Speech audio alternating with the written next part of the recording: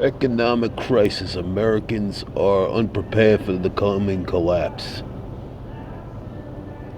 The economy is on the brink of collapse with job market declines, retail sector struggles, surging inflation, despite government claims of prosperity. Yeah, right. Always lies. Jobs opening have plummeted, particularly in healthcare, government, and manufacturing, with 78,000 manufacturing jobs lost in the last 3 months and 85,000 in the past 6 months. Wow. Yeah, I've noticed a lot of stores like Family Dollar are closing. Rising costs. Yeah, food is going way up, and it's going to get worse.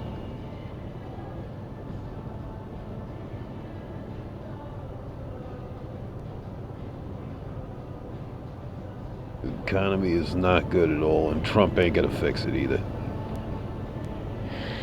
Trump, Kamala, didn't really matter. This country's so done.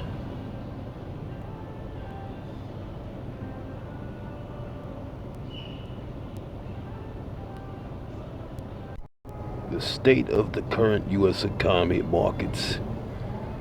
Here's a biggie right here. 90% of trade belongs to AI, automated algorithms.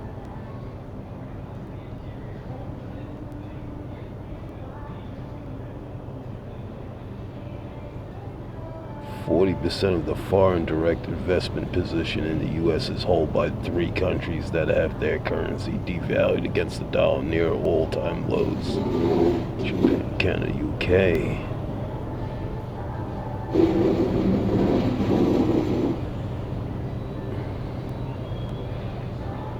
The U.S. has an official inflation rate of 16% over the last 3 years.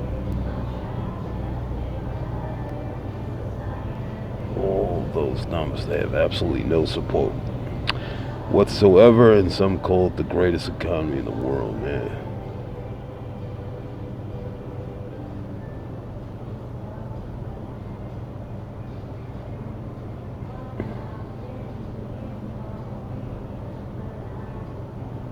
But yeah, AI.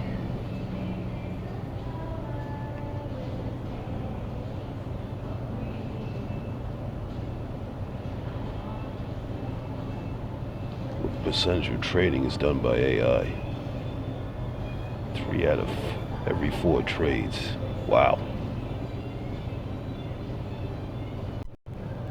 Current deficit amount to 1.8 trillion, an increase of 8%. That also will be added to the debt.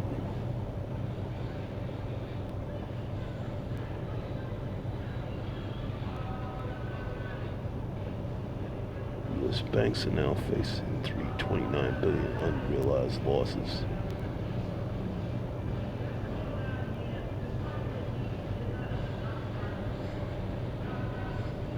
So it's real. But here's the mentality of these people, and this is where they're very, very, very wrong. Listen to this. Down. I just want to say something. To all you rich people that have money, we're the poor people that need to make you rich. So you really need to do something about us that are out here in the streets, because without us, you don't get no money. You're going to go bankrupt because you don't have that poor person working into your warehouses and creating that money for you. So you better really think about, we all need each other, and start doing this thing the right way, because without the poor people, you can't survive. And that's reality, and that's common sense. See, the problem with that guy's theory is that theory used to hold true decades ago. For the last 30 years, all these wealthy people have been working on things like this to make it so that they don't need people. I've been saying this for years. They don't need us anymore. They can do their own things in the warehouses on their own. Notice that number, just a complete coincidence. These guys have made every type of robot, every type of AI to take care of everything, and they've sucked all the information they possibly can out of everybody through things like social media, etc. Isn't that nice, huh? Isn't that nice? Unbelievable. I didn't know that was going to pop up. No pun intended. But, I mean, that's insanity, man. I've been showing you this stuff for years and years and years. They have made it so that the warehouses no longer need people. McDonald's, every place no longer needs people. And the funny thing is ever since the quote-unquote pandemic struck, did you notice that nobody has anybody to work for them anymore? It's a strange, strange thing. You know what I'm saying? But this poor old guy's idea of what's real and what's really going on are two different things. In the old days, the bottom of the pyramid was always held up by the poor. In the New World Order, that doesn't count anymore. That's out the window. They don't need us. I've been saying that for a long time, which is why they've introduced things like universal basic income. I just mentioned this in a video last night. They're going to pay you to stay home and do nothing, or whatever. You tell me about how COVID affected you.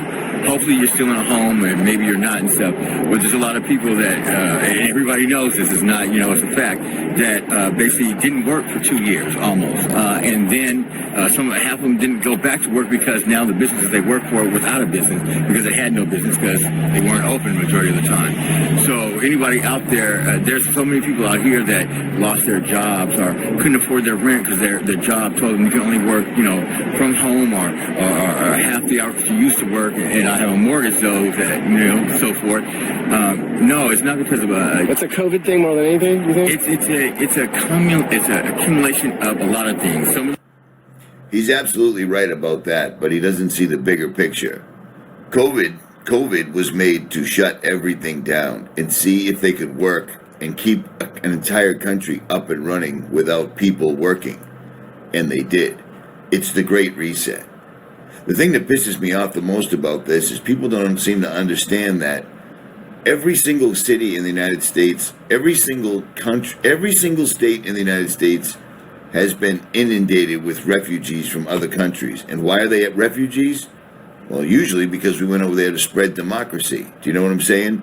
And the mainstream explains how it just revitalizes the cities. It revitalizes them. Yeah, looking good, no? You got to understand this stuff. This is all a plan. I can't stress this enough. These people are all saying hopeful things, etc. They seem to understand that COVID was an enormous tool to shut everything down, but they don't see what the big picture was. You know what I'm saying? And the big picture is looking you right in the face. Right in the face. It's unbelievable to me. What really gets me the most is if people thought that this system somehow worked, that there was a Congress, there was a Senate, there was a president, all that stuff, then this would be a huge problem. We can't take care of our own people, but we're flooding cities that don't want them with migrants, refugees, people from countries that are allegedly hostile to us. They're deconstructing the country. And California isn't the only place that's overrun with homeless people. I've seen it in Colorado, I've seen it in Wyoming, I've seen it in Ohio, I've seen it in Pennsylvania. It's all across the board, and it's worse than it's ever been. I've never seen it quite this bad. And COVID was indeed the catalyst. Do you know what? We haven't been wrong on anything. They're just stretching this out because they can, because they're not getting any resistance, man. It bums me out. And for years, I've been doing videos on all the things that Boston Dynamics is working on. They're literally making people and robots that can replace people, and they've done it. How many times have you gone to a store recently and they say, please bear with us because we don't have enough people working for us, etc. It's absolutely everywhere, coast to coast, north to south, you know what I'm saying? And way back in 2017, when I used to have Anthony Patch on with me every week, we told you about Kindred. We told you about this place. Geordie Rose, the guy that started D-Wave Quantum Computers, left D-Wave and said he was going to focus all his attention on Kindred, making robots that were indistinguishable from human beings. That's crazy, and it's a big statement. Indistinguishable from human beings. Think about that. You know what I'm saying? Think about that. He said that at a press conference, and those words were carefully crafted. He didn't just say them. He's not like me. He doesn't just run without a script. Everything that they say has a reason, and everything that they say has unbelievable. Unbelievable. Really? Under Armour, dude? everything that they say is written down, gone through, and delivers the most impact. And every time you see Geordie Rose, he's always wearing something with some sort of an Ouroboros symbol on it, or something to that effect. For instance, you know what I'm saying? At any rate. And the last thing they need to do to get everybody living like the homeless people are living right now is to crash the economy, or crash the banks, or have a Russian attack, or North Korea or China attack our banking system to put everybody right back at zero. And then you can start out with the social credits. Because the intersection of big data, connectivity, and artificial intelligence, and what it does in robotics and genetics and all the other fields, Uli, that you mentioned, everything, that is changing our world in rapid succession. And the future belongs to those who can seize this change. We are positioned right at the cusp of this change, right at the center of this change. We can take it, and we are. It's changing us. It's giving us powers and prowess that we never had before. And cyber is a real domain of power.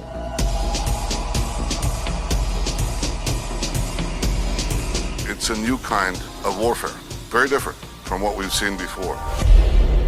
I'm talking about the capacity, and it's not imaginary, it's not futuristic, and it's not exaggerated. With the click of a button, you can bring down nations to their knees very rapidly, if you so desire.